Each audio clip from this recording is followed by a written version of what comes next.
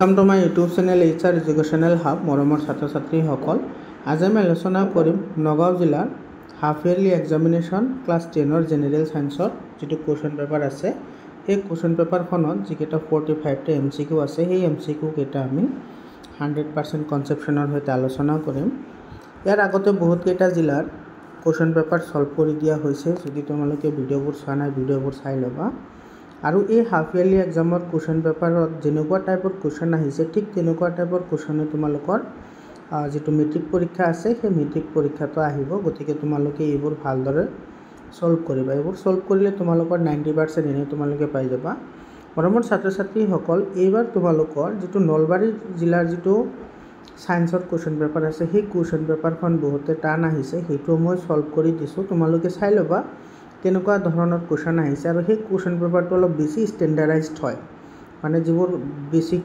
Knowledge আছে সেইবোৰৰ ওপৰত কৈ তোমাৰ মানে হায়াৰ অৰ্ডাৰ থিংকিংৰ ওপৰত বেসিক কোৱেশ্চন তাৰে সেট কৰিছে তো তোমালোকে হেতু চাই লবা তো আজিৰ ভিডিওটো আৰম্ভ কৰিছো আৰু তোমাৰ এই ভিডিওবোৰত তোমাৰ যদি PDF ফাইল লাগে এইবোৰৰ তেতিয়া হলে তোমালোকে PDF ফাইল পাই যাবা মই মোৰ পাৰ্সোনাল WhatsApp নম্বৰ দি দিম তোমালোকে ভিডিওটো শেষলৈকে চাই থাকা পাৰ্সোনাল WhatsApp নম্বৰো পাই যাবা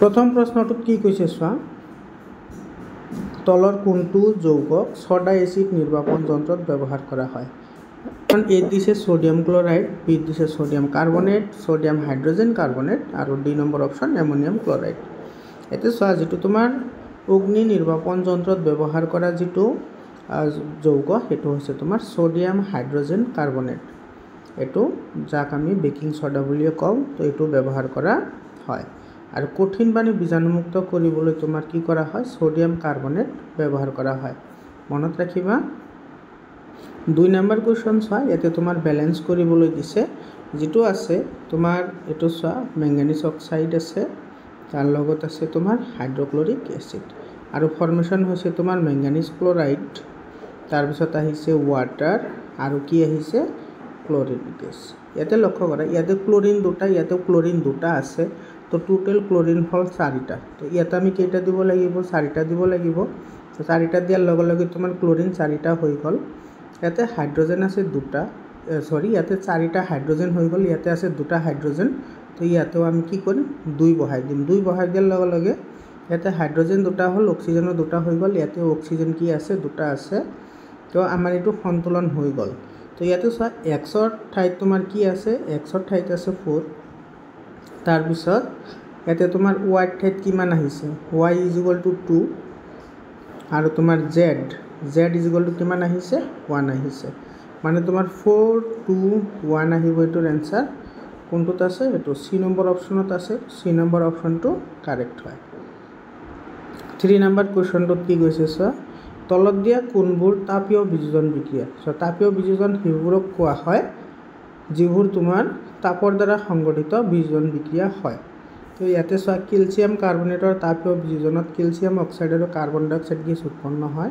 নম্বৰ দিছে চোৱা সিলভাৰ ক্লোৰাইডক যদি আমি সূৰ্যৰ পোহৰত ৰাখো সিলভাৰ আৰু ক্লোৰিনলৈ বিযোজিত হৈ যায় এটো কাৰেক্ট হয় কিন্তু ইয়াতে চোৱা সূৰ্যৰ পোহৰ ব্যৱহাৰ কৰা হৈছে এটো তোমাৰ বিযোজন বিক্ৰিয়াই হয় এই কথাটো মনত ৰাখিবা ইয়াতে যেটো তোমাৰ সিলভাৰ ক্লোৰাইড আছে সিলভাৰ ক্লোৰাইডৰ যেটো বৰণ এটো হৈছে হোৱাইট বগা হয় আৰু এটো তোমালোকৰ কাৰ্যকলাপত ধুনিয়াকে দিয়া আছে এটো বহুত ইম্পৰ্টেন্ট হয় কাৰ্যকলাপ কেতিয়াবা কাৰ্যকলাপৰ পৰা আহে মই গোটেই চেপ্টাৰ 1 চেপ্টাৰ 2 আৰু চেপ্টাৰ 5 ৰ যিকেটা ইম্পৰ্টেন্ট কাৰ্যকলাপ তোমালোকৰ পৰীক্ষাত আহিব পাৰে গোটেইকেটা কাৰ্যকলাপ মই আলোচনা কৰিছো যদি তোমালোকে ভিডিও চোৱা নাই তেতিয়া হলে চাই লবা ক্লাছ 10 ৰ সায়েন্সৰ প্লেলিষ্ট বনোৱা আছে ইয়াৰ লগত ৰিলেটেড আৰু এটা বিক্ৰিয়া আছে যেটো তোমাৰ কলা বগা ফটোগ্ৰাফি ফিল্মত ব্যৱহাৰ কৰা হয় এটো হৈছে তোমাৰ সিলভাৰ ব্ৰোমাইডৰ যদি আমি সূৰ্যৰ পোহৰত ৰাখো তেতিয়া হলে সিলভাৰ আৰু ব্ৰোমিনলৈ বিযোজিত হৈ যায় আৰু এই বিক্ৰিয়াটো তোমাৰ কি কৰা হয় কলা বগা ফিল্মত ব্যৱহাৰ কৰা হয় এটো এক প্ৰকাৰৰ বিযোজন বিক্ৰিয়াই হয় 3 নম্বৰ কি কৈছে সো আইৰন সালফেটক তাপ দিলে আইৰন অক্সাইড সালফাৰ ডাই অক্সাইড আৰু সালফাৰ ট্ৰাই অক্সাইড উৎপন্ন হয় মৰমৰ ছাত্ৰ ছাত্ৰীসকল তুমি এই বিক্ৰিয়াটোৰ পৰা এটা কথা মনত ৰাখিবা এতে যেটো আইৰন সালফেট আছে আইৰন সালফেটত তোমাৰ 7টা পানীৰ অণু থাকে 8টা পানীৰ অণু থাকে H2O থাকে আৰু ইয়াতে এই আইৰন সালফেটক তুমি তাপ দিলে পচা কণীৰ দৰে এটা গোন্ধ ওলায় আৰু সেই গোন্ধটো কিহৰ কাৰণে ওলায় এইটো সালফাৰ ডাই অক্সাইড গেছৰ কাৰণে ওলায়, বহুতেই ইম্পৰ্টেণ্ট হয়, এইটো মনত ৰাখিবা। আৰু লিড নাইট্ৰেটক তাপ দিলে চোৱা লিড অক্সাইড, নাইট্ৰজেন ডাই অক্সাইড আৰু অক্সিজেন উৎপন্ন হয়। ইয়াতে চোৱা লিড নাইট্ৰেটক তাপ দিলে তোমাৰ এইটো মুগা ধৰণৰ এটা ধোঁৱা উৎপন্ন হয়, যিটো হৈছে নাইট্ৰজেন ডাই অক্সাইডৰ ধোঁৱা। তুমি এই কথাখিনিও মনত ৰাখিবা। তো আমি কোনকেইটা পালোঁ চোৱা, এইটো তোমাৰ 1 নম্বৰটো হয়, তাৰপিছত 3 নম্বৰ হয় আৰু 4 নম্বৰ হয়। তো 1, 3 আৰু 4, তো ইয়াৰ আমাৰ ডি নম্বৰ অপশ্যনটো কি হ'ব, কাৰেক্ট হ'ব। বুজি পালানে মোৰ আমাৰ ছাত্ৰ ছাত্ৰীসকল? ভিডিঅ'টো কেনেকুৱা লাগি আছে তোমালোকে কমেণ্ট কৰি জনাবা। ইয়াতে চোৱা যিটো তোমাৰ 4 নম্বৰ কুৱেশ্যন দিছে, কি কৈছে, চিত্ৰ তথ্যসমূহৰ ওপৰত ভিত্তি কৰি শুদ্ধ উত্তৰটো বাছি লোৱা। ইয়াতে দিছে তোমাৰ পটাছিয়াম আয়ডাইড, তো পটাছিয়াম আয়ডাইড লোৱা। আৰু আছে তোমাৰ লিড নাইট্ৰেট PbNO3 আৰু 2, এই দুটাৰ মাজত যদি বিক্ৰিয়া ঘটে তেতিয়াহ'লে উৎপন্ন হ'ব তোমাৰ লিড আয়ডাইড আৰু উৎপন্ন হ'ব তোমাৰ পটাছিয়াম নাইট্ৰেট KNO3 উৎপন্ন হ'ব। ইয়াতে নাইট্ৰেট দুটা আছে, ইয়াতে দুটা দিয়া, ইয়াতে দুটা দিয়াৰ লগে লগে পটাছিয়াম দুটা হৈ গ'ল, ইয়াতে পটাছিয়াম দুটা দিয়া, এইটো বেলেঞ্চ হৈ গ'ল। এতিয়া চোৱা তুমি ইয়াতে যিটো তোমাৰ লিড আয়ডাইড আছে, এইটো তোমাৰ কি হয়, এটা অদক্ষেপ হয় যাৰ বৰণ হৈছে হালধীয়া, যাৰ বৰণ কি হালধীয়া। এইটো তোমাৰ এটা কি হয়, এক্টিভিটি হয়, কাৰ্যকলাপ হয়, মই অলৰেডি ডিছকাছ কৰিছোঁৱে, যদি তোমালোকে চোৱা নাই ভিডিঅ'বোৰ চাই ল'বা। তো ইয়াতে সেইটোৱে আমাক সুধিছে যে উপৰোক্ত বিক্ৰিয়াটোত লিড নাইট্ৰেটৰ লগত পটাছিয়াম আয়ডাইড যোগ কৰাত উৎপন্ন হোৱা যৌগ লিড আয়ডাইডৰ বৰণ কি? লিড আয়ডাইডৰ বৰণ হ'ব হালধীয়া। তো ইয়াৰে তোমাৰ কোনটো অপশ্যন কাৰেক্ট হ'ব, এইটো চোৱা C নম্বৰ অপশ্যনটো কাৰেক্ট হ'ব। তাৰপিছত প্ৰশ্নটোত চোৱা 5 নম্বৰ কুৱেশ্যন কি কৈছে, তলৰ উক্তিসমূহৰ ওপৰত ভিত্তি কৰি কোনটো বা কোনবোৰ বিকল্প শুদ্ধ বাছি উলিওৱা। ইয়াতে চোৱা 1 নম্বৰ যিটো বিক্ৰিয়া দিছে, সেইটো লিড ক্লৰাইডৰ সৈতে কপাৰ ক্লৰাইডে বিক্ৰিয়া কৰি লিড ক্লৰাইড আৰু কপাৰ উৎপন্ন কৰে। এইটো এটা কি হয়, অপহৰণ বিক্ৰিয়া হয়, তো এইটো কাৰেক্ট হয়। তাৰপিছত 2 নম্বৰ কি দিছে চোৱা, প্ৰাকৃতিক গেছৰ দহন, যেনেকুৱা মিথেন এটা প্ৰাকৃতিক গেছ, তো প্ৰাকৃতিক গেছক দহন কৰিলে কাৰ্বন ডাই অক্সাইড আৰু পানী উৎপন্ন হয়, আৰু এইটো এটা কি হয়, তাপৱৰ্জী বিক্ৰিয়া হয়, এক্সোথাৰ্মিক ৰিয়েকশ্যন হয়, এইটো তোমাৰ কাৰেক্ট হয়। ইয়াৰে পিছত চোৱা কি কৈছে, এইটো মেংগানিজ অক্সাইড আৰু হাইড্ৰক্লৰিক এচিডৰ মাজত বিক্ৰিয়া ঘটি মেংগানিজ ক্লৰাইড, ৱাটাৰ আৰু ক্লৰিন গেছ উৎপন্ন হয়। এইটো কৈছে এটা বিযোজন বিক্ৰিয়া, এইটো বিযোজন বিক্ৰিয়া নহয়, এইটো হৈছে এটা ৰেডক্স বিক্ৰিয়া। তোমালোকৰ ৰেডক্স বিক্ৰিয়াৰ যিটো উদাহৰণ আছে, যিটো তোমাৰ 2 নম্বৰ যিটো এক্সাম্পল হয়, সেইটোৱে হয়, এইটো প্ৰথম যিটো চেপ্টাৰ আছে সেই চেপ্টাৰৰ হয়। তো এইটো আমাৰ এইটো বিযোজন বিক্ৰিয়া বুলি কৈছে, এইটো বিযোজন বিক্ৰিয়া নহয়, এইটো এটা ৰেডক্স বিক্ৰিয়া হয়, এইটো ৰেডক্স বিক্ৰিয়া। তাৰপিছত কি কৈছে চোৱা, কপাৰ অক্সাইডক তোমাৰ হাইড্ৰজেন পঠালে কপাৰ আৰু ৱাটাৰ উৎপন্ন হয়, এইটো এটা কি হয়, ৰেডক্স বিক্ৰিয়া হয়। তো তোমাৰ এইটো কি হয়, কাৰেক্ট হয়। মানে আমাৰ 1, 3 আৰু 4 এইকেইটা কাৰেক্ট হয়, বাকীকেইটা ভুল হয়। তো 1, 3 আৰু 4 ক'ত আছে, 1, 3 আৰু 4 ক'ত আছে তোমাৰ, এইটো চোৱা, এইটো তোমাৰ কাৰেক্ট হয়। তাৰমানে 1, 2 আৰু 4টো কাৰেক্ট হয়, কিন্তু 3টো ভুল হয়, এইটো ডি নম্বৰ অপশ্যনটো কাৰেক্ট হয়। ইয়াতে চোৱা, ইয়াতে কৈছে 1, 2, 4টো শুদ্ধ, কিন্তু 3 নম্বৰটো ভুল, তো ডি নম্বৰ অপশ্যনটো কাৰেক্ট অপশ্যন। তাৰপিছত 6 নম্বৰ কুৱেশ্যনত কি কৈছে চোৱা, চাবোনৰ দ্ৰৱত হালধিৰ ৰং ৰঙা হয়। আমাৰ ইয়াতে চাবোনৰ দ্ৰৱ আছে, তো ইয়াতে চাবোনৰ যদি তুমি কি দিছা, হালধি দিছা, এইটো হালধি দিয়াৰ পিছতে আৰু বৰণ কি হৈ গৈছে, ৰঙা। এতিয়া চোৱা, যিটো হালধিৰ বৰণ, সেই হালধিৰ বৰণটো ক্ষাৰকীয় মাধ্যমতে কি হয়, ৰঙা হয়। তাৰমানে ইয়াতে যিটো চাবোন পানী আছে, সেই চাবোন পানীটো তোমাৰ কি হয়, ক্ষাৰক হয়, ঠিক আছে। যেতিয়া আমি কিউ পদাৰ্থ হালধিত যোগ কৰোঁ, ইয়াতে এটা বেলেগ পদাৰ্থ যোগ কৰা হৈছে, যিটো হৈছে কিউ, তেতিয়াহ'লে ৰঙৰ কোনো পৰিৱৰ্তন নহয়। ইয়াতে ৰঙৰ কোনো পৰিৱৰ্তন নহ'লে ইয়াতে তাৰমানে যিটো ইয়াতে দ্ৰৱ আছে, সেই দ্ৰৱটো তোমাৰ ক্ষাৰকীয় হৈয়ে থাকিব। তো এইটো ক্ষাৰকীয় হ'বলৈ হ'লে তোমাৰ কিউটোও কি হ'ব লাগিব, ক্ষাৰকীয় হ'ব লাগিব, নহ'লে প্ৰসম হ'ব লাগিব। হয় ক্ষাৰকীয় হ'ব লাগিব, নহ'লে প্ৰসম হ'ব লাগিব। এতিয়া তোমাৰ অপশ্যন কি দিছে ইয়াতে চোৱা, কিউটো এচিড হয়, এইটোতো নহয়। তাৰপিছত কিউটো লৱণ হয়, এইটোও নহয়। আৰু কিউ নট এ বেছ, মানে কিউটো ক্ষাৰক নহয়, এইটো নহয়। তো তোমাৰ এইটো আছে প্ৰসম দ্ৰৱ। তো তোমাৰ ডি নম্বৰ অপশ্যনত কি কৈছে চোৱা, কিউ হৈছে প্ৰসম দ্ৰৱ, আমাৰ ডি নম্বৰ অপশ্যনটো কি হ'ব, কাৰেক্ট হ'ব। 7 নম্বৰ কুৱেশ্যন চোৱা, এইটো বহুত ইণ্টাৰেষ্টিং এটা কুৱেশ্যন হয়। তলৰ গ্ৰাফটো পৰ্যবেক্ষণ কৰি কোৱা যে কোনটো বৰ্ষত হাইড্ৰজেন আয়নৰ ঘাৰতা বেছি হ'ব। মৰমৰ ছাত্ৰ ছাত্ৰীসকল, এইটো তোমাৰ pH স্কেলৰ ওপৰত বেছ কৰি এটা কুৱেশ্যন দিছে। চব pH স্কেলৰ pHৰ ভেলু তোমাৰ যিমান কম হয় সেই দ্ৰৱটো সিমানেই এচিডীয় হয়, সেই দ্ৰৱটো সিমান কি হয়, এচিডীয় হয়। আৰু যদি এচিডীয় হয় তেতিয়াহ'লে হাইড্ৰজেন আয়নৰ ঘাৰতা কি থাকে, বেছি থাকে। তো এইফালে আছে তোমাৰ pH আৰু এইফালে আছে বৰ্ষ। তাৰমানে তুমি ইয়াতে কি চেক কৰিব লাগিব যে কোনটো বৰ্ষত আটাইতকৈ কম পৰিমাণে কি আছে, pH আছে। তো তুমি চেক কৰা এনেকৈ লাইন টানি। এইটো চোৱা, যিটো 2002 চন আছে এইটো তোমাৰ আটাইতকৈ pHৰ ভেলু আটাইতকৈ কম আছে। তো pHৰ ভেলু আটাইতকৈ বেছি হ'লে হাইড্ৰজেন আয়নৰ ঘাৰতা সিমানে কি হ'ব, বেছি হ'ব। বুজি পালানে? তেতিয়া তোমাৰ বি নম্বৰ অপশ্যন চোৱা, এইটো বি নম্বৰ অপশ্যনটো কি হয়, কাৰেক্ট হয়।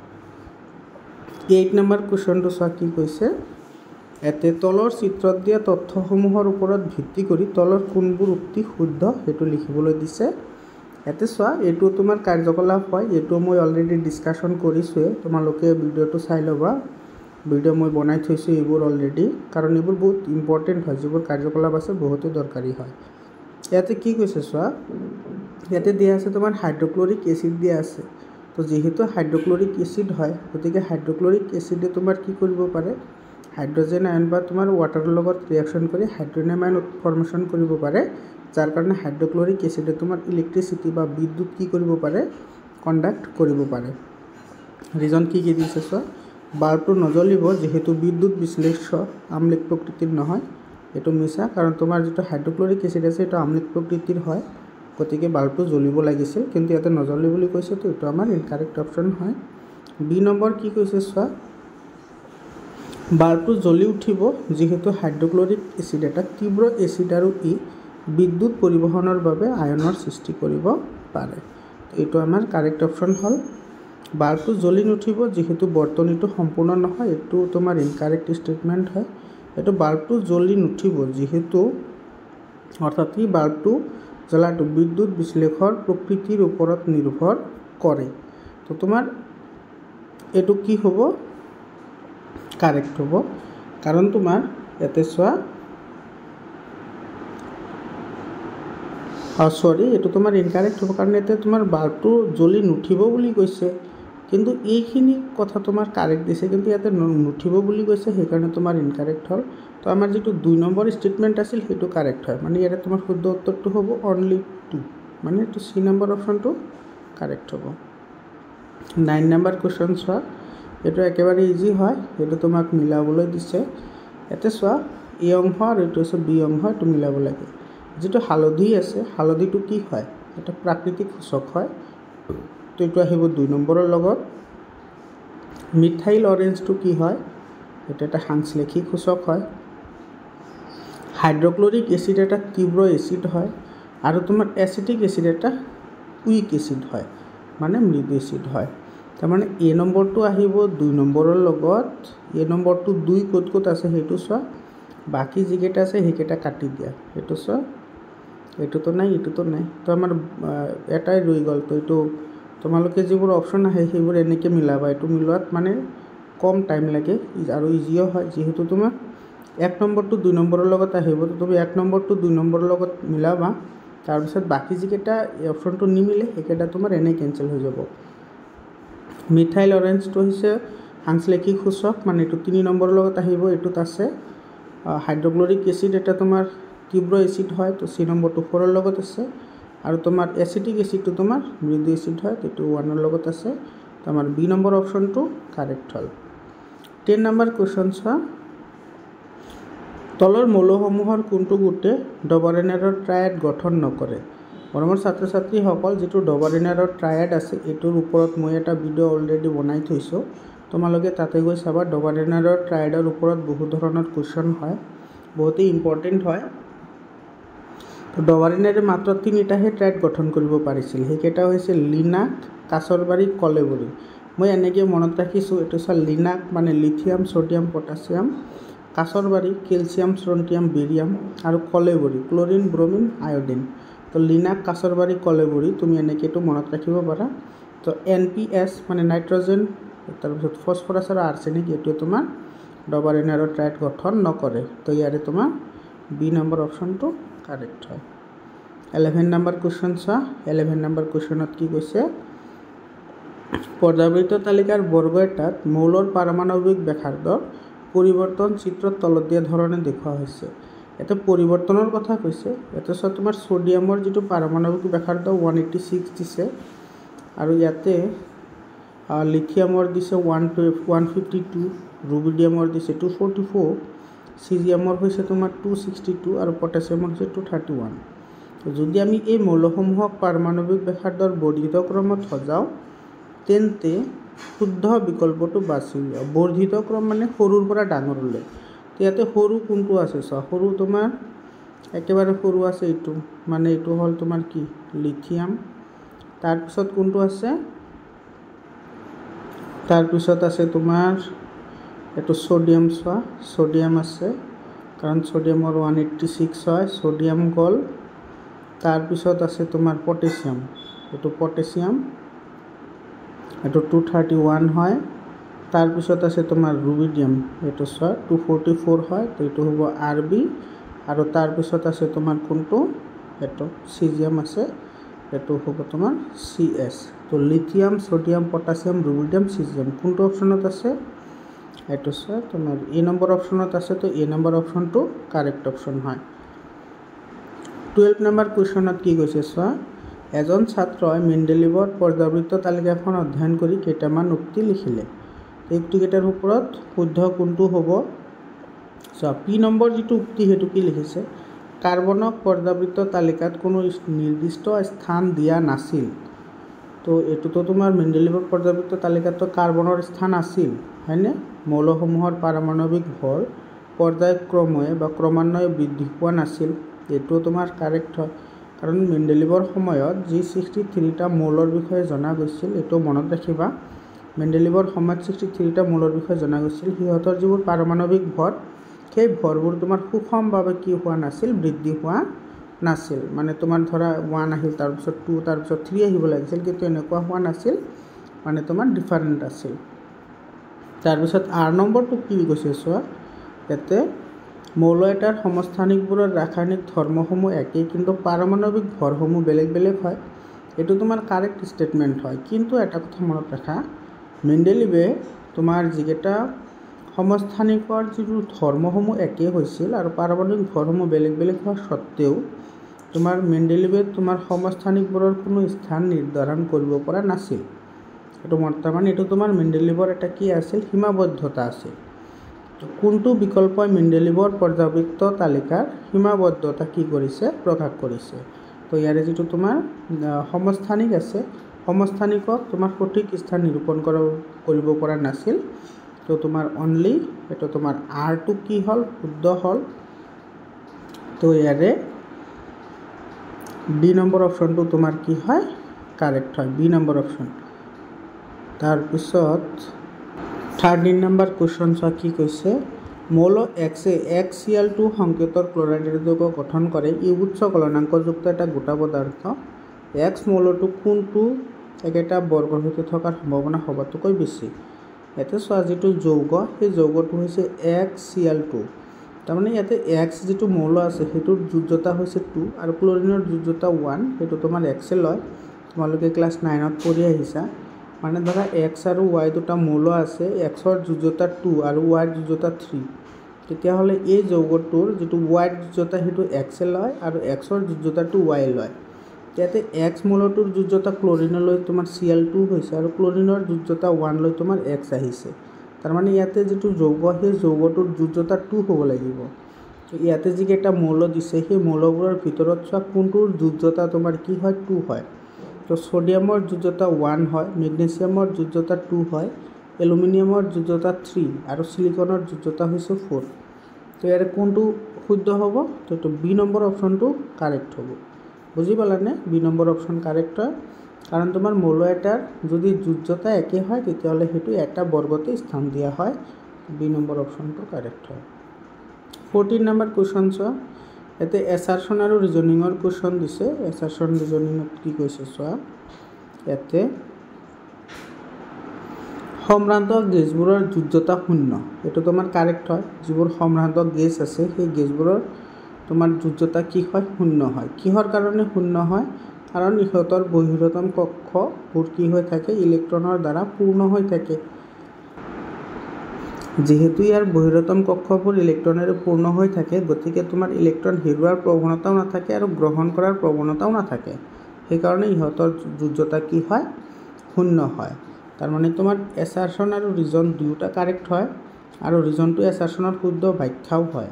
তাৰমানে তোমাৰ ইয়াৰে এ নম্বৰ অপশ্যনটো কাৰেক্ট হ'ব। এইটো এ নম্বৰ অপশ্যন কাৰেক্ট হয়। 15 নম্বৰ কুৱেশ্যন চোৱা, এইটোত কি কৈছে? ধাতুকল্প নহয় বুলি সুধিছে। চোৱা, ধাতুকল্প টোটেল ধাতুকল্প আছে 7টা। সেই 7টা তুমি এনেকৈ মনত ৰাখিব পাৰা, বাচি যা আন্টি টেপু। বাচি যা আন্টি টেপু কেনেকৈ? এইটো চোৱা, বৰণ, সিলিকন, তাৰপিছত জাৰ্মেনিয়াম, তাৰপিছত আৰ্ছেনিক, এণ্টিমনি, তাৰপিছত আছে টেলৰিয়াম আৰু আছে পলনিয়াম। এই 7টা। এইটো বাচি যা আন্টি, এইটো আন্টি, এণ্টিমনি, টেপু, টেলৰিয়াম, পলনিয়াম। তাৰমানে বৰণ, সিলিকন, জাৰ্মেনিয়াম, আৰ্ছেনিক, এণ্টিমনি, টেলৰিয়াম আৰু পলনিয়াম। তো এইটো ধাতুকল্পটো বহুত ইম্পৰ্টেণ্ট হয়। ইয়াৰ ওপৰত ডেইলি বছৰে কুৱেশ্যন আহে। তোমালোকে এইখিনি কথা মনত ৰাখিবা, যিটো ধাতুকল্পৰ ওপৰত যিখিনি কথা আছে। তো ইয়াৰে চোৱা, আমাৰ ইয়াতে তোমাৰ যিকেইটা দিয়া আছে অপশ্যন, সিলিকন, জাৰ্মেনিয়াম আৰু আৰ্ছেনিক, এইকেইটাতো ধাতুকল্প হয়ে, কিন্তু গেলিয়ামটো ধাতুকল্প নহয়। গেলিয়াম হৈছে এটা এনেকুৱা ধাতু, যিটো ধাতু তোমাৰ সাধাৰণ উষ্ণতাতে বিগলিত হয়। এইটো মনত ৰাখিবা। ইয়াৰে তোমাৰ যিটো টেম্পাৰেচাৰ, এইটো বহুতেই কম হয়। একেবাৰে নিম্ন গলনাংক বিশিষ্ট এটা ধাতু হয় গেলিয়াম। 16 নম্বৰ কুৱেশ্যনত কি কৈছে চোৱা, পাইৰুভেট অণু ভাঙি কাৰ্বন ডাই অক্সাইড, পানী আৰু শক্তি উৎপন্ন হোৱা বিক্ৰিয়াটো ক'ত সংঘটিত হয়? এইটো তোমাৰ কোষ প্ৰদেশত সংঘটিত হয়। ইংৰাজীত যাক চাইটোপ্লাজম বুলি কোৱা হয়। 17 নম্বৰ কুৱেশ্যনত কি কৈছে চোৱা, তলত উল্লেখ কৰা কোনটো সমীকৰণে সঠিকভাৱে কাৰ্বন ডাই অক্সাইড আৰু পানীক কাৰ্বহাইড্ৰেটলৈ পৰিণত হোৱা বুজাইছে? কাৰ্বহাইড্ৰেট মানে চেনিৰ কথা বুজাইছে, মানে C6H12O6, যিটোক আমি কাৰ্বহাইড্ৰেট বুলি কওঁ বা শ্বেতসাৰ বুলি কওঁ। তো ইয়াৰে কোনটো শুদ্ধ হ'ব? যিটো আমাৰ সালোক সংশ্লেষণ বিক্ৰিয়া আছে, সেই বিক্ৰিয়াটো সুধিছে ইনডাইৰেক্টলি সুধিছে যে সালোক সংশ্লেষণ বিক্ৰিয়াটোৰ সন্তুলিত সমীকৰণ কি হ'ব? তো সেইটো আৰু এইটো তোমাৰ একে এনচাৰ হয়। বুজি পালানে? তেতিয়া চি নম্বৰ অপশ্যনটো কাৰেক্ট হ'ব। তোমালোকৰ কিতাপত ধুনীয়াকৈ দিয়া আছে। এইটো 18 নম্বৰ কুৱেশ্যনত কি কৈছে চোৱা, এইটো তোমাৰ identify the option indicates the correct enzyme that is secreted in location 1, 2 and 3। এইটো চোৱা, 1 নম্বৰ আছে মুখ গহ্বৰ। তো মুখ গহ্বৰে তোমাৰ কি কৰে? এমাইলেজ নামৰ যিটো হৰম'ন আছে সেইটো নিঃসৰণ কৰে। 2 নম্বৰ হৈছে পাকস্থলী। পাকস্থলী তোমাৰ হাইড্ৰক্লৰিক এচিড নিঃসৰণ কৰে, মানে তোমাৰ কি নিঃসৰণ কৰে? পেপচিন নিঃসৰণ কৰে, পেপচিন। আৰু যিটো 3 নম্বৰ আছে সেইটোৱে তোমাৰ কি কৰে? ট্ৰিপচিন নিঃসৰণ কৰে, ট্ৰিপচিন। তোমালোকে কিন্তু ইয়াৰে যিবোৰ পজিশ্যন আছে, মানে কোনটো অংগ ক'ত থাকে, সেইবোৰ জানিব লাগিব। তোমালোকৰ কিতাপত ধুনীয়াকৈ এই চিত্ৰটো দিয়া আছে। তো আমি কি পালোঁ? 1 নম্বৰত পালোঁ আমি এমাইলেজ। 1 নম্বৰত কি পালোঁ? এমাইলেজ পালোঁ। 2 নম্বৰে তোমাৰ নিঃসৰণ কৰে পাকস্থলী। পাকস্থলীয়ে তোমাৰ পেপচিন নিঃসৰণ কৰে, পেপচিন। আৰু 3 নম্বৰ আছে অগ্নাশয়। তো অগ্নাশয় গ্ৰন্থি তোমাৰ ট্ৰিপচিন নিঃসৰণ কৰে, ট্ৰিপচিন। এইটো তোমাৰ মানে যেতিয়া তোমাৰ হজম ক্ৰিয়া হয় তেতিয়া ট্ৰিপচিন নিঃসৰণ কৰে। অগ্নাশয় গ্ৰন্থিয়ে তোমাৰ ইনচুলিনো নিঃসৰণ কৰে। এইটো পিছত তোমালোকে পঢ়িছা, যিটো মানুহৰ এইটো ডাইজেষ্টিভ ছিষ্টেমৰ লগত জড়িত। তো অগ্নাশয় তোমাৰ কি কৰে? ট্ৰিপচিন হৰম'ন নিঃসৰণ কৰে। এইটো তোমাৰ কোনটো অপশ্যন কাৰেক্ট হ'ব? এইটো চব বি নম্বৰ অপশ্যনটো কাৰেক্ট হ'ব, বি নম্বৰ। এইটো 18 নম্বৰ কুৱেশ্যন গ'ল। এতিয়া তোমাৰ 19 নম্বৰ কুৱেশ্যন চোৱা, কি কৈছে? শুদ্ধ উত্তৰটো বাছি উলিওৱা যি প্ৰকৃততে মানৱ শ্বাসতন্ত্ৰ 4টা অংশৰ প্ৰধান কাম বা বৈশিষ্ট্য প্ৰকাশ কৰিছে। তো ইয়াতে চোৱা, এই নম্বৰ যিটো অপশ্যন দিছে এইটো কি কৈছে? বায়ু কোষ হাঁওফাঁও গেছসমূহৰ আদান প্ৰদানৰ বাবে খালী ঠাই যোগান ধৰে। এইটো কাৰেক্ট হয়। আৰু তোমাৰ মোটামুটি 80 স্কুৱেৰ মিটাৰ পৰ্যন্ত এইটো তোমাৰ কি হ'ব পাৰে? দীঘল হ'ব পাৰে বা আয়তন বৰ্ধিত কৰিব পাৰে। মনত ৰাখিবা এইটো। ডায়ফ্ৰাগ্ৰাম মধ্যস্থতা উশাহ লোৱাৰ সময়ত মধ্যস্থতা তোমাৰ কি কৰে ওপৰলৈ উঠে, এইটো কাৰেক্ট হয়। তাৰপিছত তোমাৰ কামিহাড়বোৰ উশাহ লোৱাৰ সময়ত তোমাৰ তলফালে যায়, এইটো তোমাৰ কি হয় কাৰেক্ট হয়। আৰু তোমাৰ যিবোৰ ট্ৰেকিয়া আছে ইয়াক তোমাৰ তন্ত্ৰটোৰ খাদ্যনলী বুলিও আমি ক'ব পাৰি, এইটো কাৰেক্ট হয়। কিন্তু ইয়াতে কৈছে কি চোৱা শ্বাসতন্ত্ৰৰ 4টা কাম বা বৈশিষ্ট্য প্ৰকাশ কৰিছে। তো ইয়াতে তোমাৰ কোনটো অপশ্যন কাৰেক্ট হ'ব? এ নম্বৰ অপশ্যনটো কি হ'ব কাৰেক্ট হ'ব? এইটো তোমাৰ যেতিয়া তোমাৰ হাওঁফাওঁ মানে বায়ুকোষক যেতিয়া তোমাৰ গেছৰ দৰকাৰ হয় তেতিয়া ইহঁতৰ আয়তন বৃদ্ধি হয়, আৰু সেই আয়তন বৃদ্ধিৰ লগত তোমাৰ এ বি চি ডি 4টা কাৰ্য কি হৈ আছে জড়িত হৈ আছে, সেইটো আমাক সুধিছে। তো তোমাৰ এ নম্বৰ অপশ্যনটো কাৰেক্ট হ'ব। 20 নম্বৰ কুৱেশ্যন চোৱা কি কৈছে, তলৰ কোনবোৰ উক্তি সত্য? সত্য বুলি কৈছে, তো এইটো তোমাৰ তেজক তৰল সংযোজক কলা বুলি কোৱা হয়, এইটো কাৰেক্ট হয়। তেজত থকা অনুচক্ৰিকাই ৰক্ত ক্ষৰণ বন্ধ কৰাত সহায় কৰে, এইটো কাৰেক্ট হয়। লৌহিকাই অতিৰিক্ত তৰল পদাৰ্থ বা অন্তঃকোষীয় স্থানৰ পৰা তেজলৈ উভতাই আনে। তো তোমাৰ এইটো কি হয় কাৰেক্ট হয়। তাৰমানে আমি কি পালোঁ 1, 2 আৰু 3 গোটেইকেইটা কাৰেক্ট হয়। তো আমাৰ 3 নম্বৰ যিটো অপশ্যন আছে সেইটো অপশ্যনটো কি হয় শুদ্ধ হয়। এইটো চোৱা চি নম্বৰ অপশ্যনটো 1, 2 and 3 অল আৰ কাৰেক্ট। তো আমাৰ এইটো অপশ্যনটো কাৰেক্ট হ'ব। 21 নম্বৰ কুৱেশ্যন কি কৈছে চোৱা, তলৰ কোনটো উদ্ভিদৰ হৰমনে উদ্ভিদৰ শ্ৰীবৃদ্ধিত বাধা প্ৰদান কৰে? এইটো হৈছে তোমাৰ এপচাইচিক এচিড। একেবাৰে চিম্পল এটা কুৱেশ্যন হয়। ইয়াতে যিকেইটা বাকীকেইটা হৰমন আছে এইবোৰৰ কাম তুমি মনত ৰাখিবা। যিটো অক্সিন আছে এইটো তোমাৰ বৃদ্ধিত সহায় কৰে, অক্সিনে বৃদ্ধিত সহায় কৰে। জিবাৰেলিনৰ কাম হৈছে তোমাৰ উদ্ভিদক তোমাৰ মজবুতি প্ৰদান কৰা, এইটো তাৰমানে উদ্ভিদক মজবুত কৰে। আৰু তোমাৰ যিটো চাইটোকাইনিন আছে সেইটো তোমাৰ কোষ বিভাজনত সহায় কৰে, কোষ বিভাজনত সেইটো তোমাৰ সহায় কৰে। আৰু এপচাইচিক এচিডে উদ্ভিদৰ বৃদ্ধিত বাধা দিয়ে, তাৰ লগতে তোমাৰ পাত সৰি পৰা কামটো তোমাৰ এপচাইচিক এচিডেও নিয়ন্ত্ৰণ কৰে। তো ইয়াৰে কাৰেক্ট অপশ্যন কোনটো হ'ব? যিটো এপচাইচিক এচিড আছে সেইটোৱে তোমাৰ উদ্ভিদৰ বৃদ্ধিত বাধা প্ৰদান কৰে। তো চি নম্বৰ অপশ্যনটো কাৰেক্ট অপশ্যন। 22 নম্বৰ কুৱেশ্যন চোৱা, ইয়াতে this image show' the structure of a neuron. এতিয়া তোমাৰ নিউৰনৰ এটা চিত্ৰ দিয়া আছে। তো নিউৰনৰ ভিতৰত বাৰ্তাসমূহ কিদৰে স্থানান্তৰিত হয়? এতিয়া চব প্ৰথমতে যিবোৰ এইবোৰক ডেনড্ৰাইট বুলি কয়। তো ডেনড্ৰাইটে যেতিয়া গ্ৰহণ কৰিব তেতিয়া ডেনড্ৰাইটৰ যিবোৰ তথ্য আছে সেইবোৰ তোমাৰ দেহ কোষলৈ পঠাই দিয়ে, মানে এইটো হ'ব তোমাৰ চেল বডি। তাৰপিছত যায় তোমাৰ একজনত, এইটো একজন, তাৰমানে তুমি এ লিখা। তাৰপিছত যায় তোমাৰ এইটো চাইনিপছত, তো এইটো তোমাৰ আহিব এছ। তুমি এইটো এনেকৈ মনত ৰাখিব পাৰা DCBES, মানে ডেনড্ৰাইট, তাৰপিছত আহিব চেল বডি, একজন, তাৰপিছত আহিব চাইনিপছ। এইটো কোনটোত আছে? এইটো আছে তোমাৰ এ নম্বৰ অপশ্যনত আছে। তো এ নম্বৰ অপশ্যনটো তোমাৰ কি হয় কাৰেক্ট হয়, এ নম্বৰ অপশ্যনটো কাৰেক্ট। 23 নম্বৰ কুৱেশ্যনত কি কৈছে চোৱা, তলৰ চিত্ৰ তিনিটা নিৰীক্ষণ কৰি কোনটো চিত্ৰই ভূকেন্দ্ৰবেগী চলনক সঠিক উপস্থাপন কৰিছে? ইয়াতে ভূকেন্দ্ৰবেগী চলন তেতিয়াহে কোৱা হয় যেতিয়া উদ্ভিদৰ পাতবোৰ তোমাৰ সূৰ্যৰ পোহৰৰ ফালে গতি কৰিব আৰু যিবোৰ শিপা আছে শিপাবোৰ তোমাৰ মাটিৰ ফালে গতি কৰিব। ইয়াতে কোনটো চিত্ৰ দিছে চোৱা, ইয়াতে তোমাৰ শিপাবোৰ তলফালে আহিছে ঠিকেই, লগতে তোমাৰ পাতবোৰো তলফালে আহিছে, তো এইটো নহয়। ইয়াতে শিপাবোৰ ওপৰফালে গৈছে, পাতবোৰ ওপৰফালে গৈছে, তো শিপা ওপৰফালে কেনেকৈ যায় এইটো মিছা। তো তোমাৰ এইটো চোৱা শিপাবোৰ তলফালে আহিছে আৰু পাতবোৰ সূৰ্যৰ পোহৰৰ ফালে গৈছে। তো তোমাৰ চি নম্বৰ অপশ্যনটো কি হয় কাৰেক্ট হয়। তো ইয়াৰে তোমাৰ ডি নম্বৰ অপশ্যনটো কাৰেক্ট হ'ব, অনলি চি, এইটো ডি নম্বৰ অপশ্যন কাৰেক্ট হয়। 24 নম্বৰ কুৱেশ্যনত কি কৈছে চোৱা, এইটো তলত উল্লেখ কৰা জোৰসমূহৰ পৰা অমিলটো বাছি লোৱা, যিটো মিল নাই সেইটো বাছি উলিয়াবলৈ দিছে। এ নম্বৰ অপশ্যনত দিছে চোৱা এড্ৰিনেলিনে পিটুইটাৰী গ্ৰন্থি নিঃসৰণ কৰে। এতিয়া চোৱা যিটো পিটুইটাৰী গ্ৰন্থি আছে, পিটুইটাৰী গ্লেণ্ড, এইটো পিটুইটাৰী গ্লেণ্ডে তোমাৰ কি কৰে GH হৰমন নিঃসৰণ কৰে। GH মানে গ্ৰোথ হৰমন, যিটো তোমাৰ বৃদ্ধি হৰমন বুলি কোৱা হয়। আৰু এটা কথা মনত ৰাখিবা, পিটুইটাৰী গ্ৰন্থিয়ে তোমাৰ বৃদ্ধি হৰমনটো নিঃসৰণ নকৰিলে মানুহৰ বাওনা বেমাৰ হয়, এইটো মনত ৰাখিবা, মানুহৰ বাওনা বেমাৰ হয়। আৰু তোমাৰ ৰক্তৰ সঞ্চালন, তাৰপিছত হৃদযন্ত্ৰ আৰু ধপধপনি, এই কাৰ্যবোৰ তোমাৰ পিটুইটাৰী গ্ৰন্থিয়ে নিহৰণ মানে কৰে তোমাৰ কণ্ট্ৰল কৰে। মানুহৰ খং উঠা, কেতিয়াবা ভাল লগা, সেইবোৰ সকলোবোৰ কাম পিটুইটাৰী গ্ৰন্থিয়ে তোমাৰ কি কৰে, নিহৰণ কৰে। তো ইয়াতে তোমাৰ চোৱা, আমাৰ ইয়াতে হৈছে পিটুইটাৰী গ্ৰন্থিয়ে তোমাৰ এড্ৰিনেলিন হৰমন নিহৰণ কৰে, এইটো মিছা কথা। কাৰণ এড্ৰিনেলিন হৰমনটো যিটো তোমাৰ এড্ৰিনেল গ্লেণ্ড আছে, এই এড্ৰিনেল গ্ৰন্থিয়ে তোমাৰ কি কৰে, এড্ৰিনেলিন হৰমনটো নিহৰণ কৰে। তো আমাৰ এ নম্বৰটো অশুদ্ধ হয়, তো আমাৰ এ নম্বৰটো কি হ'ব, শুদ্ধ উত্তৰ হ'ব। তাৰপিছত যিকেইটা অপশ্যন আছে সেইকেইটা শুদ্ধ হয়।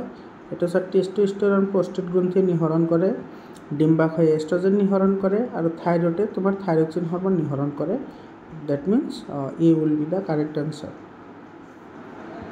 25 নম্বৰ কুৱেশ্যন চোৱা কি কৈছে, এজন ডায়েবেটিক ৰোগীক ইনচুলিনৰ বেজি দিয়া হয়, কিহৰ কাৰণে দিয়া হয়? কাৰণ তোমাৰ ইনচুলিনে তেজত থকা যিখিনি গ্লুকোজ আছে সেই গ্লুকোজটো তোমাৰ নিয়ন্ত্ৰণ কৰে। তো তোমাৰ ইয়াতে বি নম্বৰ অপশ্যনটো কি হ'ব, কাৰেক্ট হ'ব। ইনচুলিন হৰমনে তেজত থকা অতিৰিক্ত গ্লুকোজৰ মাত্ৰা হ্ৰাস কৰে। তো আমাৰ বি নম্বৰ অপশ্যনটো কাৰেক্ট হয়।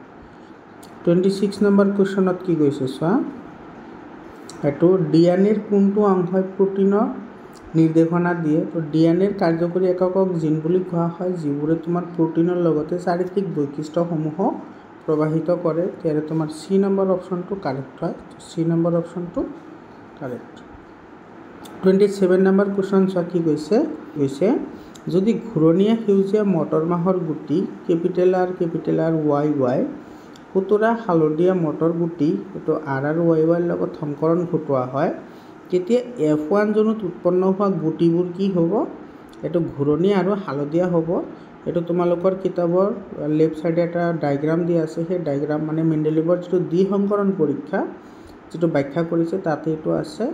তো এইটোৰ এনচাৰ আহিব এ নম্বৰ অপশ্যনটো কাৰেক্ট হয়। 28 নম্বৰ কুৱেশ্যন কি কৈছে চোৱা, এটা শাক পাচলিৰ খৰাহীত গাজৰ, আলু, মূলা আৰু বিলাহী আছে, সিহঁতে কোনটো জোৰে সমসংস্থ অংগৰ উপস্থাপন কৰে? এইটো চোৱা, সমসংস্থ অংগ মানে সেইবোৰ যিবোৰৰ তোমাৰ উৎপত্তি স্থান একেই, উৎপত্তি স্থান একে হ'ব লাগিব আৰু কাম বেলেগ বেলেগ হ'ব লাগিব, সেইবোৰক সমসংস্থ অংগ বুলি কোৱা হয়। তো ইয়াতে যিকেইটা তোমাৰ দিয়া আছে চোৱা, গাজৰ আছে, আলু আছে, ইয়াতে আছে তোমাৰ আলু, তাৰপিছত আছে গাজৰ, হয়নে? তাৰপিছত আছে মূলা, তাৰপিছত কি মূলা। প্ৰথমতে আমি এইকেইটা চাওঁ, মূলা আৰু গাজৰ এই দুয়োটা হৈছে উদ্ভিদৰ শিপা, দুয়োটা উদ্ভিদৰ কি শিপা, কিন্তু ইহঁতৰ বৈশিষ্ট্য বেলেগ বেলেগ। তাৰমানে গাজৰো উদ্ভিদৰ শিপা হয়, মূলাও উদ্ভিদৰ শিপা হয়। তো এই দুটা সমসংস্থ হ'ব, কাৰণ উৎপত্তি স্থান একেই হ'ল কিন্তু ইহঁতৰ বৈশিষ্ট্য বেলেগ বেলেগ হ'ল। তো এইটো আমাৰ কি হ'ব, গাজৰ আৰু মূলাটো শুদ্ধ হ'ব। তো আমাৰ চি নম্বৰ অপশ্যনটো কাৰেক্ট হয়। তো C number option correct option হয়। 29 নম্বৰ কুৱেশ্যনত কি কৈছে চোৱা, এইটো বিৱৰ্তনৰ লগত কোনটো সাধাৰণভাৱে জড়িত? এইটো তোমাৰ এজন চীনা স্কুলীয়া ছাত্ৰ, এইটো সাধাৰণভাৱে কি হয়, জড়িত হয়। এইটো তোমালোকৰ যিটো এক্সাৰচাইজ আছে, যিটো নিয়ন্ত্ৰণ আৰু সমন্বয় চেপ্টাৰৰ যিটো এক্সাৰচাইজ আছে সেইটোৰ পৰা কুৱেশ্যন দিছে এইটো। তাৰপিছত 30 নম্বৰ কুৱেশ্যন চোৱা কি কৈছে, তলৰ কোনযোৰ ক্ৰমজম মানুহৰ সন্তানৰ ক্ষেত্ৰত পুৰুষৰ লিংগ নিৰ্ধাৰণ কৰে? তো চোৱা, যদি পুৰুষ হয় তেতিয়াহ'লে যিটো যৌন ক্ৰমজম সেইটো হৈছে XY, আৰু যদি ফিমেল হয় তেতিয়াহ'লে সেইটো হয় XX। তো ইয়াতে সুধিছে আমাৰ পুৰুষৰটো কি হয়, XY হয়। তোমাৰ চি নম্বৰ অপশ্যনটো কাৰেক্ট হয়। ইয়াতে তুমি আৰু এটা কথা মনত ৰাখিবা, যিটো X ক্ৰমজম আছে সেইটো সাধাৰণভাৱে তুলনামূলকভাৱে ডাঙৰ হয় আৰু ৱাইটো কি হয়, চুটি হয়, এইটো মনত ৰাখিবা। 31 নম্বৰ কুৱেশ্যন কি কৈছে চোৱা, দশম শ্ৰেণীৰ ছাত্ৰই এখন অৱতল লেন্সৰ সন্মুখত লক্ষ্যবস্তু ৰাখি থিয় প্ৰতিবিম্ব তোমাৰ কি কৰিলে, গঠন কৰিবলৈ বিচাৰিলে। তোমাৰ আছে অৱতল দৰ্পণৰ সন্মুখত তোমাৰ থিয় প্ৰতিবিম্ব কি কৰিব লাগে, গঠন কৰিব লাগে। চ' অৱতল দৰ্পণৰ সন্মুখত এইটো তোমাৰ মেৰু হয়, এইটো মুখ্য ফ'কাছ, এইটো হৈছে ভাঁজ কেন্দ্ৰ। তো থিয় প্ৰতিবিম্ব হ'বলৈ হ'লে অৱতল দৰ্পণৰ পিছফালে যিটো প্ৰতিবিম্ব গঠন হয়, আৰু সেই পিছফালে প্ৰতিবিম্ব তেতিয়াহে গঠন হ'ব যেতিয়া তোমাৰ লক্ষ্যবস্তুটো P আৰু Fৰ মাজত ৰাখিব। মানে এই ল'ৰাজন বা ছাত্ৰজন, দশম শ্ৰেণীৰ ছাত্ৰজন ক'ত থিয় হ'ব লাগিব, তোমাৰ মেৰু আৰু মুখ্য ফ'কাছৰ মাজত থিয় হ'ব লাগিব, তেতিয়াহে তোমাৰ থিয় প্ৰতিবিম্ব গঠন হ'ব।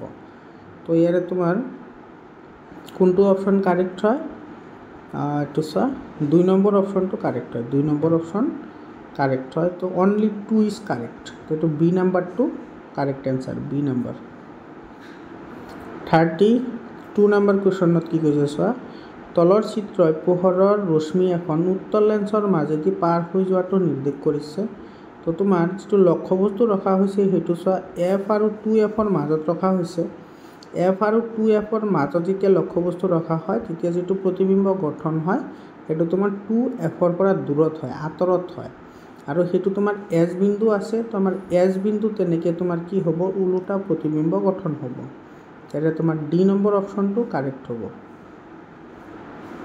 33 নম্বৰ কোৱেশ্চন চোৱা কি কৈছে এখন অবতল লেন্সৰ ফোকাস দৈৰ্ঘ্য 20 সেন্টিমিটাৰ হলে লেন্সখনৰ ক্ষমতা হ'ব সো অবতল লেন্সৰ ফোকাস দৈৰ্ঘ্য সদায় নেগেটিভ হয় তো এটো নেগেটিভ 20 সেন্টিমিটাৰ আছে তো সেন্টিমিটাৰৰ পৰা যদি তুমি মিটাৰত নিয়া এটো কি আহিব 0.2 মিটাৰ আহিব 100 এৰে ডিভাইড কৰিলে তো আমাৰ ওলাব লাগে ক্ষমতা তো লেন্সৰ ক্ষমতা কি আছিল p = 1/f এটো তোমাৰ কি আহিব 1/f টো দি আছে তোমাৰ 0.2 তাৰ আগতে মাইনাস আছে তো এটো ডিভাইড কৰিলে তোমাৰ কি আহিব -5 ডায়োপ্টাৰ আহিব তো ইয়াৰে তোমাৰ এ নাম্বাৰ অপশনটো কি হয় কাৰেক্ট হয় -5 ডায়োপ্টাৰ হ'ব 34 নম্বৰ কোৱেশ্চন কি কৈছে চোৱা এটো বহুত এটা ইন্টাৰেস্টিং কোৱেশ্চন হয় 34 নম্বৰ কোৱেশ্চনটো ইয়াতে চোৱা তো নিম্নলিখিত পৰিস্থিতিবোৰ বিবেচনা কৰা এটা তোমাৰ কি দিয়া আছে লক্ষ্যবস্তু দিয়া আছে লক্ষ্যবস্তুৰ উচ্চতা দিয়া আছে তোমাৰ 5 সেন্টিমিটাৰ মানে h ৰ মান দিয়া আছে 5 তাৰ পিছত কৈছে কনকেভ মিৰৰ মানে তোমাৰ কৈছে অবতল দাপোন আৰু হেতু ফোকাস দৈৰ্ঘ্য হৈছে 10 সেন্টিমিটাৰ ফোকাস দৈৰ্ঘ্য কি হল তোমাৰ 10 সেন্টিমিটাৰ হল ফোকাস দৈৰ্ঘ্য 10 সেন্টিমিটাৰ দিছে আৰু দাপোন হৈছে উত্তল মানে এটো নেগেটিভ আহিব এটো 10 সেন্টিমিটাৰ তাৰ পিছত কৈছে object is placed at the centre of curvature মানে যেটো তোমাৰ লক্ষ্যবস্তুৰ যেটো দূৰত্ব আছে হেতু সেন্টাৰ অফ কাৰ্ভেচাৰ বুলি কৈছে এটা অলপমান লক্ষ্য কৰিবা সেন্টাৰ অফ কাৰ্ভেচাৰ যদি হয় এটো তোমাৰ অবতল দাপোন এটো তোমাৰ মেৰু এটো হৈছে তোমাৰ এফ আৰু এটো সি এইখিনিৰ মান তোমাৰ এফ হয় এইখিনিৰ মান এফ হয় তো তোমাৰ যেটো সিৰ ভ্যালু আহিব হেতু 2f আহিব এইখিনি 10 দিয়া আছে এইখিনিও 10 হ'ব মানে 20 সেন্টিমিটাৰ দূৰত ৰাখিছে লক্ষ্যবস্তুটো বুজি পালানে তো এটো আহিব তোমাৰ -20 সেন্টিমিটাৰ সিত ৰাখিছে তো লক্ষ্যবস্তু এটা যদি অবতল লেন্সৰ ক্ষেত্ৰত যদি সিত ৰখা হয় তেতিয়াহলে প্ৰতিবিম্বটো ক'ত গঠন হয় হেতু তোমাৰ সিতে গঠন হয় তো সিত গঠন হয় তোমাৰ লক্ষ্যবস্তুটো ৰাখিছে সিত আৰু প্ৰতিবিম্বটো গঠন হ'ব সিত তাৰ মানে এনেকুৱা ক্ষেত্ৰত এটো যেটো তোমাৰ বিবৰ্ধন আহিব সেই বিবৰ্ধনটো তোমাৰ একক হ'ব কিন্তু যেহেতু তোমাৰ অবতল দাপন বুলি কৈছে তেতিয়াহলে এটো কি আহিব নেগেটিভ আহিব বুজি পালানে তো তোমাৰ ইয়াৰে বি নাম্বাৰ অপশনটো কি হ'ব কাৰেক্ট হ'ব দাপনখনে সৰি বি নাম্বাৰ নহয় এটো সি নম্বৰ অপশন মাইনাস আছে না এটো তো দাপনখনে তোমাৰ -1 বিবৰ্ধনৰ কি কৰিব প্ৰতিবিম্ব গঠন কৰিব তো সি নম্বৰ অপশনটো কাৰেক্ট অপশন হয় 35 নম্বৰ কোৱেশ্চনত কি কৈছে চোৱা এতে কেইটামান মাধ্যমৰ প্ৰতিহাৰণাংক দিয়া আছে তোমাৰ এয়াৰৰ দিয়া আছে 1.0003 তাৰ পিছত ওয়াটাৰৰ দিয়া আছে তোমাৰ 1.33 কেৰোচিনৰ দিয়া আছে 1.44 আৰু হীৰাৰ দিয়া আছে কিমান ডায়মণ্ডৰ দিয়া আছে 2.42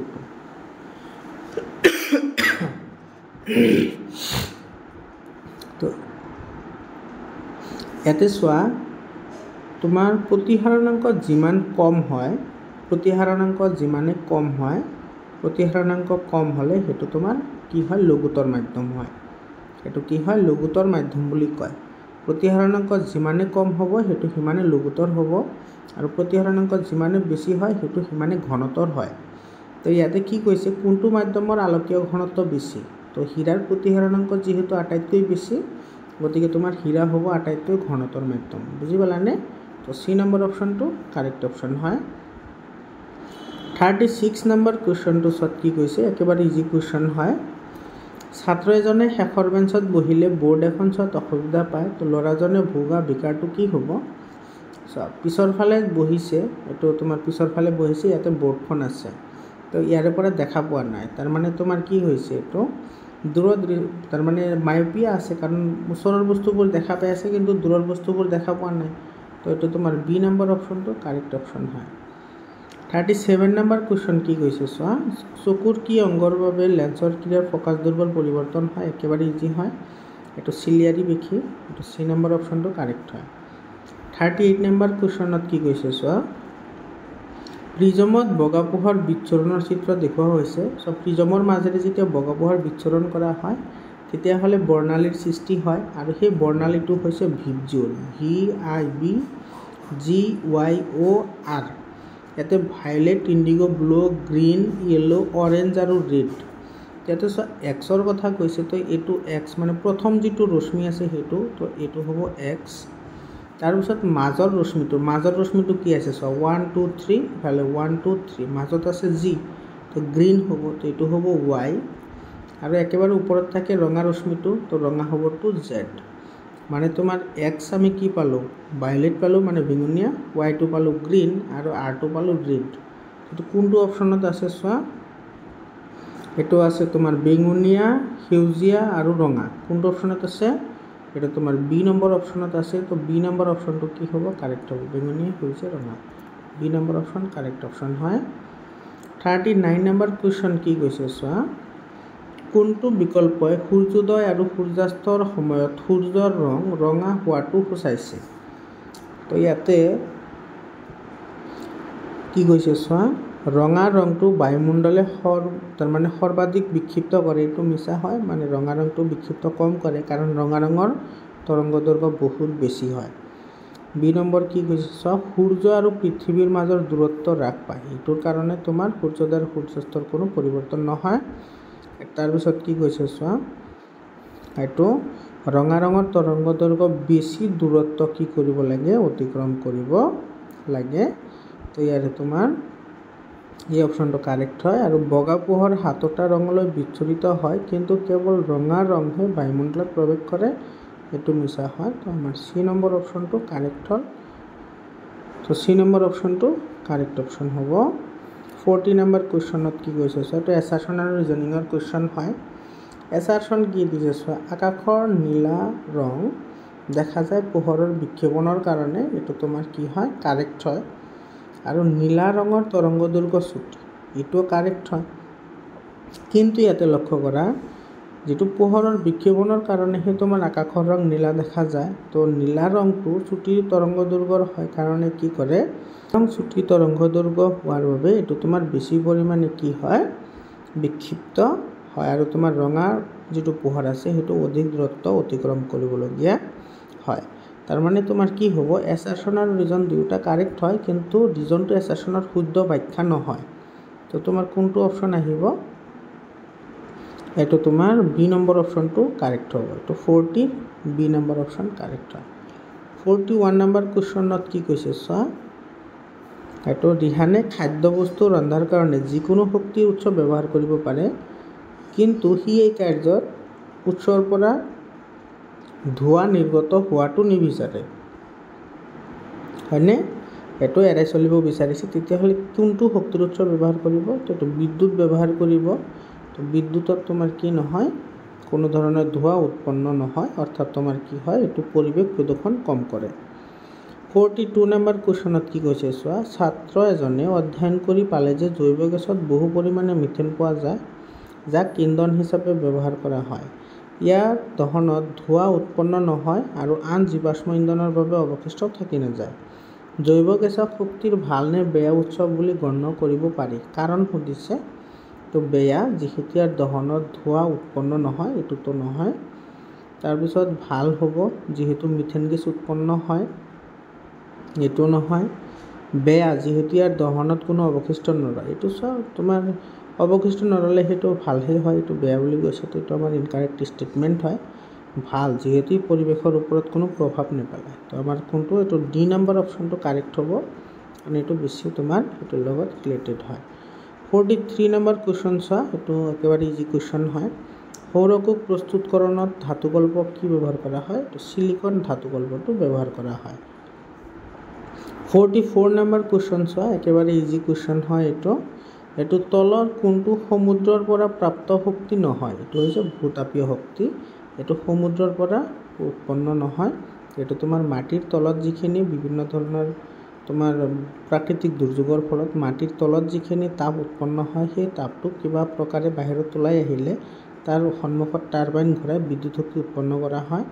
এইটো তোমাৰ সমুদ্ৰৰ পৰা উৎপাদিত শক্তি নহয়। 45 নম্বৰ কুৱেশ্যন চোৱা, এছাৰশ্যন আৰু ৰিজনিঙৰ কুৱেশ্যন হয়। অজীৰ্ণতাৰ ফলত সৃষ্টি হোৱা বিষৰ পৰা পৰিত্ৰাণ পাবলৈ অম্লনাশক ব্যৱহাৰ কৰা হয়, এইটো কাৰেক্ট হয়। অম্লনাশকে পেটৰ অতিৰিক্ত এচিডক কি কৰে, প্ৰশমিত কৰে, তো আমাৰ এইটো কি হয়, কাৰেক্ট হয়। অম্লনাশক মানে আচলতে ক্ষাৰক বুজাইছে। অম্লনাশক, অম্ল মানে হৈছে এচিড, নাশক মানে নাশ কৰে, যে ধ্বংস কৰে। তো তোমাৰ কি হয়, এছাৰশ্যন আৰু ৰিজন দুয়োটা কাৰেক্ট হয়, আৰু ৰিজনটো এছাৰশ্যনৰ শুদ্ধ ব্যাখ্যা হয়। তোমাৰ এচিডক প্ৰশমিত কৰাৰ কাৰণে আমি অম্লনাশক ব্যৱহাৰ কৰোঁ। তো তোমাৰ এইটোৰ এ নম্বৰ অপশ্যনটো কি হ'ব, কাৰেক্ট হ'ব। এছাৰশ্যন আৰু ৰিজনিং দুয়োটা কাৰেক্ট হয়, আৰু আৰ হৈছে ইয়াৰ শুদ্ধ ব্যাখ্যা। মৰমৰ ছাত্ৰ ছাত্ৰীসকল, যদি তোমালোকৰ PDF ফাইল লাগে তেতিয়াহ'লে 7002824673 এইটো নম্বৰত হোৱাটছআপ কৰিবা, তোমালোকে PDF ফাইলবোৰ পাই যাবা। আৰু যিকেইটা তোমালোকৰ চেপ্টাৰ আছে, গোটেইকেইটা চেপ্টাৰৰে MCQ মই অলৰেডি আপলোড কৰিছোঁ, যদি তোমালোকে চোৱা নাই চাই ল'বা। তো তোমালোকে ক্লাছ 6ৰ পৰা ক্লাছ 10লৈকে ছায়েন্স আৰু মেথছৰ সকলো ধৰণৰ ইম্পৰ্টেণ্ট এনচাৰ ইউটিউব চেনেলতে পাই যাবা, গতিকে চেনেলটো ছাবস্ক্ৰাইব কৰা। ইয়াৰ পিছত তোমাৰ যিকেইটা লং কুৱেশ্যন আহিছে, লং কুৱেশ্যনকেইটা চোৱা। লং কুৱেশ্যনকেইটা ইজি আহিছে, ইমান এটা টাফ কুৱেশ্যন অহা নাই। তোমালোকে এইবোৰ প্ৰেক্টিছ কৰিবা, এইবোৰ বহুতে দৰকাৰী হয়, যিবোৰ তোমালোকৰ পৰীক্ষাত অহাৰ বহুতে চান্স আছে। তো মৰমৰ ছাত্ৰ ছাত্ৰীসকল, আজিৰ কাৰণে এইখিনিয়ে। আকৌ লগ পাম বেলেগ এটা ভিডিঅ'লৈ। ধন্যবাদ।